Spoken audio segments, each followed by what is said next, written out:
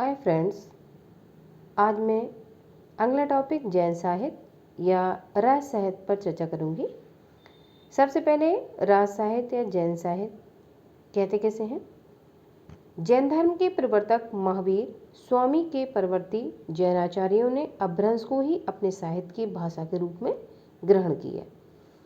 आगे राज शब्द का अर्थ क्या है। राज शब्द संस्कृत में क्रीड़ा और नृत्य से संबंधित था। तो रास का क्या अर्थ हुआ। संस्कृत में इसे हम क्रीड़ा कहते हैं खेल को, और नृत्य से इसे संबंधित मानते हैं। रासो शब्द की व्युत्पत्ति के संबंध में विभिन्न मत हैं। ये इंपॉर्टेंट फैक्ट है, इससे कई सारे प्रश्न प्रत्येक बार परीक्षा में पूछे ही जाते हैं। रासुए, राशिक, राशक, रसायन आदि से है। अब कौन से विद्वान ने कौन से शब्द को क्या कहा है, आइए देखते हैं। गार्सा द तासी ये फ्रेंच विद्वान है हिंदी के। इन्होंने जो राज शब्द की उत्पत्ति है वो राष्ट्रीय शब्द से मानी है। इसको आपको याद रखना है, इम्पोर्टेंट है। नरोत्तम स्वामी ने राज शब्द की उत्पत्ति रसिक शब्द से मानी है। चंद्रवली पांडे ने राज शब्द की उत्पत्ति रासक शब्द से मानी है। ये भी इम्पोर्टेंट है, जिस पे मैं इम्पोर्टेंट बता रही हूँ वो ये आपके प्रश्न आ चुके हैं। रामचंद्र शुक्ल ने राज शब्द की उत्पत्ति रसायन शब्द से मानी है। ये इंपॉर्टेंट ही नहीं है, वेरी इंपॉर्टेंट है, क्योंकि यहाँ से प्रश्न आ चुका है। अगला कबीरदास, श्यामलदास तथा काशी प्रसाद जायसवाल ने राज शब्द की उत्पत्ति रहस्य शब्द से मानी है। हरप्रसाद शास्त्री ने राज शब्द की उत्पत्ति राजयश शब्द से मानी है। और हजारी प्रसाद द्विवेदी ने राज शब्द की उत्पत्ति रासक को एक छंद एवं काव्य भेद भी माना है। तो हजारी प्रसाद द्विवेदी ने इसे काव्य भेद भी माना है, जो कि सर्वमान्य है। तो कहने का क्या मतलब हुआ, हजारी प्रसाद द्विवेदी ने रासक को एक छंद और काव्य भेद भी माना है। मतलब उन्होंने दोनों कहा है, जो कि सभी ने इसको माना भी है और प्रमाणित भी किया है। तो जो आपके हजारी प्रसाद द्विवेदी हैं उनका भी फैक्ट इंपॉर्टेंट है राज शब्द की व्युत्पत्ति के संबंध में। अगला जैन साहित्य के प्रमुख कवियों का संक्षिप्त परिचय। यहाँ से इंपॉर्टेंट है, एक दो प्रश्न आपके प्रत्येक परीक्षा में पूछे ही जाते हैं। अब जैन साहित्य के प्रमुख कवि कौन कौन से हैं ये देखते हैं। सबसे पहले कवि हैं देवसेन, और इनकी जो रचना है श्रावकाचार, ये आपकी प्रथम रचना मानी जाती है हिंदी की। तो ये आपको पता होना चाहिए कि जो विद्यार्थी हिंदी से तैयारी कर रहे हैं उनको हिंदी की प्रथम रचना जरूर पता होनी चाहिए कौन सी है। तो देवसेन जो जैनाचार्य हैं, इनकी जो रचना है श्रावकाचार, जिसको हिंदी की प्रथम रचना माना गया है, ये 1933 ईस्वी की रचना है। दूसरी इनकी रचना है देवसेन की, वो लघु नय चक्र है, और तीसरी दर्शन सार है। तो आपको तीनों रचनाएं बिल्कुल पता ही होनी चाहिए। आगे थोड़े से मैंने फैक्ट में कुछ इंपॉर्टेंट फैक्ट डाले हैं जिनसे प्रश्न आपके बन सकते हैं। आचार्य देवसेन कवि तथा उच्च कोटि के चिंतक थे। इन्होंने अपभ्रंश में, जो अपभ्रंश आपका साहित्य, उसमें दब्ब शहाव पयास नामक काव्य ग्रंथ भी लिखा है। तो आपसे दब्ब शहाव पयास ग्रंथ किसका है, तो देवसेन जी का है, ये आपको याद रखना है। और किस में लिखा गया है, तो ये अपभ्रंश में लिखा गया है। ये फैक्ट आपका पेपर में आ सकता है। अगला नोट में मैंने इंपॉर्टेंट कोड डाला है। श्रावकाचार हिंदी की प्रथम रचना मानी जाती है। इसमें देवसेन ने गृहस्थ धर्म का प्रतिपादन किया है। तो हिंदी की प्रथम रचना कौन सी, श्रावकाचार, ये आपको याद रखना है। दूसरे जैन आचार्य या कवि हैं शालिभद्र सूरि। इनसे आपकी नेट की परीक्षा में या कोई भी आपकी परीक्षा हो, पीजीटी, टीजीटी, एलटी, उसमें यहाँ से प्रश्न जरूर ही पूछे जाते हैं इस टॉपिक से। तो आपको ये टॉपिक तैयार रखना है। अगली सेकंड राइट है शालिभद्र सूरि। इनकी रचना का नाम है भरतेश्वर बाहुबली रास, और दूसरी रचना है बुद्धि रास। तो ये पहली रचना, ये इंपॉर्टेंट है आपकी।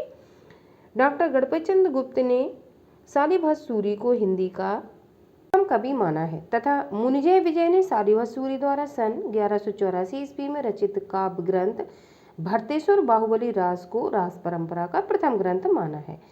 तो भरतेश्वर बाहुबली रास जो आपकी रचना है, इसको भी आपको याद रखना है। मुनिजय विजय ने शालिभद्र सूरि द्वारा 1184 ईस्वी में रचित काव्य ग्रंथ भरतेश्वर बाहुबली रास को रास परंपरा का प्रथम ग्रंथ माना है। तो रास परंपरा का प्रथम ग्रंथ कौन सा है, भरतेश्वर बाहुबली रास। माना किसने है, शालिभद्र सूरि ने। ठीक है, शालिभद्र सूरि द्वारा रचा गया है, माना किसने है, मुनिजय विजय ने। तो आपको याद रखना है इसे। प्रश्न ऐसे आ सकता है, मुनिजय विजय ने किस रचना को रास परंपरा का प्रथम ग्रंथ माना है? तो आपको निशान लगाना है शालिभद्र सूरी। अगला, शालिभद्र सूरी की दूसरी रचना 63 छंदों में रचित बुद्धिरास है। अगले तीसरे राइटर हैं आशुक कवि, इनकी रचना का नाम है चंदनबाला रास, ये इंपॉर्टेंट है। दूसरी रचना इनकी है जीवन दया रास। तो आपको दोनों रचनाओं में ये पहली वाली इंपॉर्टेंट है, इसको जरूर याद रखना है। अगले राइटर हैं जिनधर्म सूरी, इनकी रचना का नाम है स्थूल भद्र रास और जो सन है इनका 1209 ईस्वी है। अगले राइटर हैं सुमितगढ़, इनकी रचना का नाम है नेमिनाथ रास और समय है 1213 ईस्वी। इसमें श्री कृष्ण का वर्णन किया गया है। अगले हैं विजय सेन सूरी, इनकी रचना का नाम है रेवंत गिरिराज, सन है 1231 ईस्वी। अगले हैं हेमचंद, इनकी रचना का नाम है कुमार पाल चरित, दूसरा है देसी नाम माला कोश, इंपॉर्टेंट है, ये भी पूछा गया था प्रश्न। और तीसरा है हेमचंद शब्दानुशासन। तो ये तीनों रचनाएं इंपॉर्टेंट है, आपको तीनों तैयार करनी है। चौथी प्राकृत अनुशासन, दूसरा छंदो अनुशासन, ये आपकी पांचों रचनाएं हैं जो आपको याद रखनी है। अगले हैं सोमप्रभ सूरी, अगले राइटर हैं ये 5 में, इनकी रचना का नाम है कुमार पाल प्रतिबोध, ये इंपॉर्टेंट है, कुमार पाल प्रतिबोध, ये 13वीं शताब्दी की रचना है, संस्कृत और प्राकृत दोनों भाषाओं में मिलकर लिखी गई है। अगले है मेरुतंग, इनकी रचना का नाम है प्रबंध चिंतामणि, ये भी इंपॉर्टेंट है और जो समय है 13वीं शताब्दी में ये लिखी गई। नोट में मैंने कुछ लिखा हुआ है, प्रबंध चिंतामणि कथानक के आधार पर 20वीं शताब्दी में डॉक्टर हजारी प्रसाद द्विवेदी ने चारू चंद्रलेख जो उपन्यास था वो इन्होंने लिखा हुआ है। तो आपको याद रखना है कि प्रबंध चिंतामणि कथानक के आधार पर कौन से राइटर ने चारू चंद्रलेख लिखा है? तो हजारी प्रसाद द्विवेदी ने।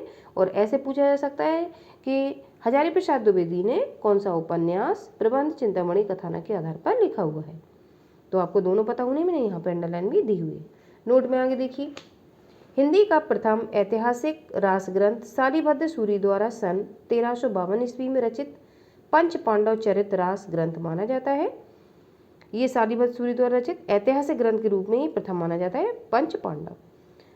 सन 1200 ईस्वी में विनय चंद्र सूरी कृत नेमिनाथ चौपाई काव्य ग्रंथ से प्रथम 12 मास का वर्णन चौपाई छंद में मिलता है। तो नेमिनाथ चौपाई काव्य ग्रंथ से 12 मास जो 12 महीनों का वर्णन किया जाता है चौपाई छंद में किस में मिलता है? विनय चंद्र सूरी द्वारा नेमिनाथ चौपाई में। जबकि हिंदी साहित्य में प्रथम 12 मास का वर्णन बीसलदेव रासों में, जो कि 11वीं शताब्दी में लिखा गया ग्रंथ है, उससे माना जाता है। तो आपको याद रखना है, हिंदी में जो 12 मास का वर्णन है बीसलदेव रासों में मिलता है और जो चौपाई छंद में जो आपकी प्रथम 12 मास का वर्णन है वो नेमिनाथ चौपाई काव्य ग्रंथ से मिलता है, जो किसके द्वारा रचित है? विनय चंद्र सूरी के द्वारा।